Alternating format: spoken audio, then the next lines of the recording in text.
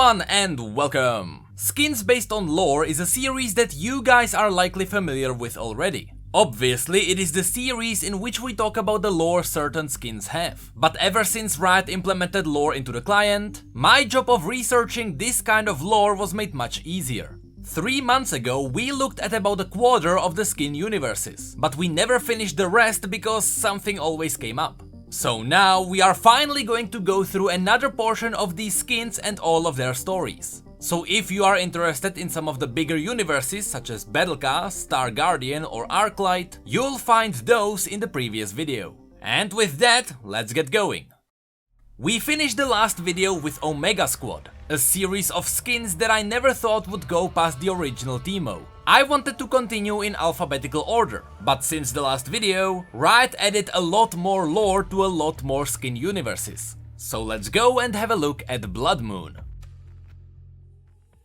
An ancient cult seeking irresistible power surface on nights of Blood Moon to perform profane and esoteric rites, merging their flesh with demonic spirits and becoming one with ever greater darkness.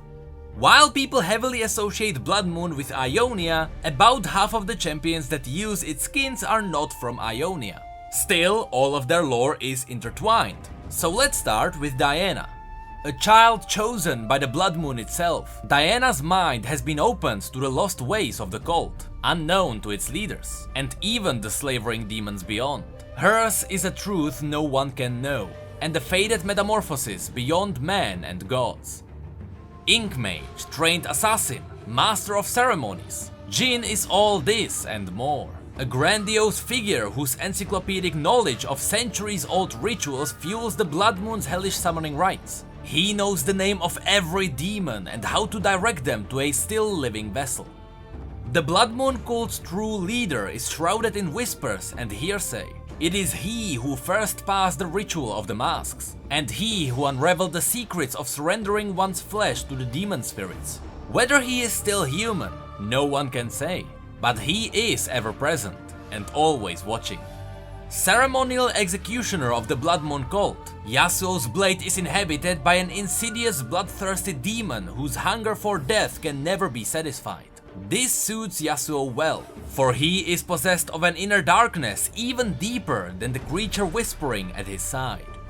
A revered priestess of the Blood Moon cult, Elise has so wholly intertwined her body with her demon spirit that they are now a single entity. She has traveled beyond all known civilization, existing in the apocryphal darkness hanging beyond the precipice of the world. A demon summoned on the night of the Blood Moon, Thresh's insatiable urge to torture and kill is fueled by thousands of vengeful spirits drawn to his lantern. Entire villages are left slaughtered in his wake, their blood staining the land for decades. The most indomitable disciple in mind and body, Shen's loyalty to the Blood Moon cult can never be shaken. He serves as the personal bodyguard of the group's most important figures, executing interlopers with a cool dispassion, suggesting part of his humanity has already been consumed. An anarchic demon summoned on the night of the Blood Moon, Talon was once a human assassin who surrendered his flesh during one of the cult's possession rituals. He now kills indiscriminately, relishing the terror in his victims' dying eyes. A seductive demon summoned on the night of the Blood Moon, Evelyn moves between isolated villages, wooing the residents until they fall deeply in love with her. One by one, these poor souls will surely perish, their hearts torn from their still living bodies. A king-slaying demon summoned on the night of the Blood Moon. Kenan's purpose is to dispose those in power and eliminate every member of their line. He is ruthless in his task, tearing across heavily armed fortress cities in the blink of an eye.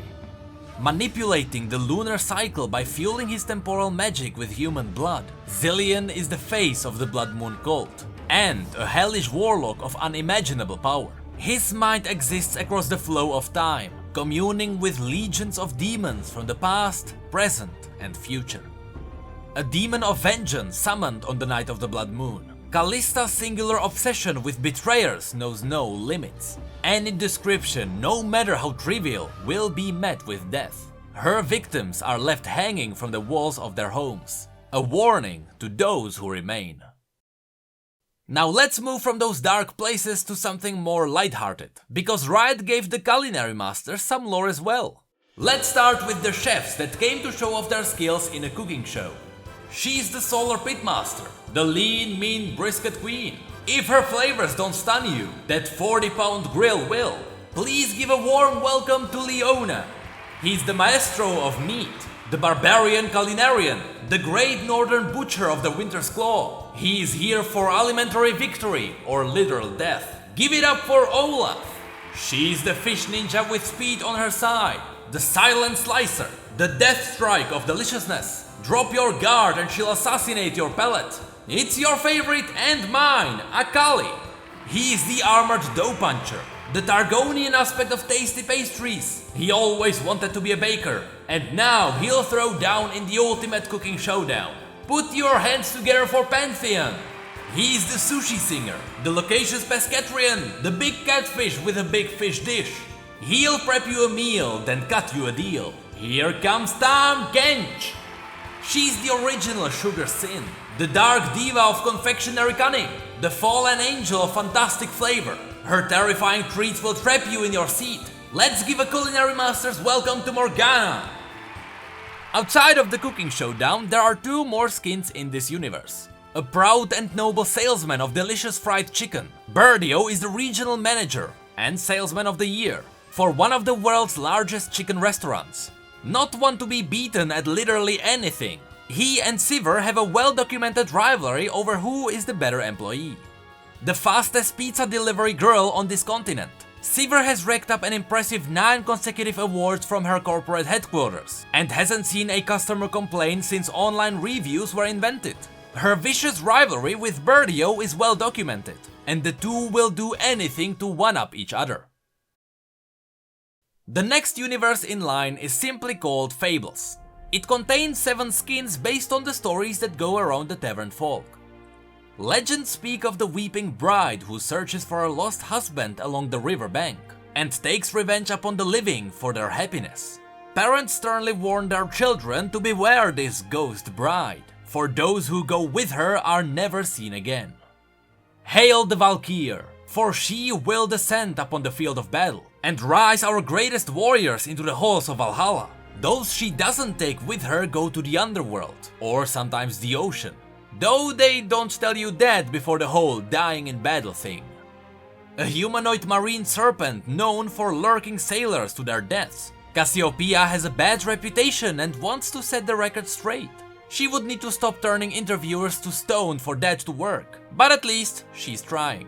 Citing nothing more than a blurry photograph, the locals in one isolated town insist on the existence of a large predatory marine animal that grows in size every time it feeds. The reports are otherwise unsubstantiated, but the spike in tourism has been great for the local economy. Not the disappearances though, those are bad. Contrary to popular belief, Vygar won't grant 3 wishes, isn't a fairy, and doesn't hide gold coins at the end of a rainbow. He will, however, kill you, which is none of the things you want out of a magic leprechaun. Sona is a goddess of inspiration, compelling her worshippers to create profound works of art for all the world to see. Forgotten with the march of time, she has recently enjoyed a resurgence of followers in the form of coffee-addled waiters working on their next big screenplay idea. And now the last skin in this category. Once upon a time, a young farmer was enchanted by magic coming from the deep jungle and followed it to the grove of a river spirit. Overcome by her beauty, he went to embrace her and was dragged screaming into the emerald waters below, never to be seen again. Of course, this is river spirit Nami. However, she is based on a Brazilian mythos, and such she has her own official League of Legends story. It was never released in English, but thanks to our Lord and Savior Moobit, we did get it translated. Come closer, listeners, the Lawkeeper awaits. Far away from the ocean's dark depths, a tribe of amphibious beings now call rivers and lakes their homes. In harmony with nature's forces, this mysterious and repulsive civilization's supreme law and eternal mission bids them to defend its children. The history of this noble people changed course after a tragic event. Stay a while and listen to the legend I'll soon tell. Young, beautiful, promising, loved by many, envied by others. Brown-skinned, dark-haired, and with merciful gaze, a young witch doctor had a bright future ahead of her. Her being one with the wild inspired all sorts of rumors, such as being able to talk to animals on equal terms. Upon hearing these rumors, she would just let out a sweet, humble laugh. Her exotic beauty and her grace garnered the respect and admiration of her peers, as well as the envy and resentment of others. One time, a strange message was left at her home. Undoubtedly a call to action. Bordering a big city, a lake's aquatic denizens were at risk of losing their lives as a result of the city dwellers' dumping of polluting substance into its waters. Find the round mirror laying at the lake bed and bring it to the surface, so that I might tell you who I am, read the letter. In order to avoid rising suspicion, the young departed in the cloudy dead of night in order to investigate this calamity. Little did she know what was in store. Once she reached the lake, she saw it was crystal clear as ever, unlike the atrocity the strange note described, which made her suspicious of its messenger, and the young woman retrieved the round mirror from its depths. Once she returned to the surface, the ambush revealed itself. A group of evildoers struck her from the shadows with arrows and spears, taking her life. Confused and desperate, her last moments brought down on her a chilling realization. The arrows bore markings of her own tribe's making. As her lifeless body sank to the lake's depths, the clouds above slowly parted, revealing a full moon so bright it cast its light down on the whole place, as if nature felt sorry for the young woman after the injustice brought upon her. A group of flesh-eating fish, dangerous in everyone's eyes, raised her back to the surface. With fish circling her and moonlight beaming down on her, something magical and unexpected happened. Her story wouldn't end then and there. River and lake dweller, reborn under moonlight, she is Nami Ayara. After a white flesh, she was reborn, but changed. The mirror she had retrieved now crowned a staff, and in it she saw her reflection under the moon's light. Though she sported her tribe's war paint, her skin had whitened. Her hair, once dark as night, now green as treetops. Graced by the kindness of the very nature she swore to protect, and bearing the sad burden of her past, Nami Ayara came back as a guardian of the natural world, and stronger than she ever dreamed of. And those were all the skins I wanted to have a look at today. We are not even halfway through though, so if you want to see more of these, let me know and I will try to release them more often. But for now, that is going to be it for this video. So, if you liked it, feel free to rate it and subscribe for more lore and news. If you'd like to check our social media, Twitch, merch and P.O.Box will be in the description. Our big Sunday streams might move to a different day because I am moving to a new place, so we'll figure something out. Of course, massive shout out to our patrons for going the extra mile, you guys are awesome. And with that, thank you so much for being here and for your support, you know I really appreciate it. And as always, thank you, come again.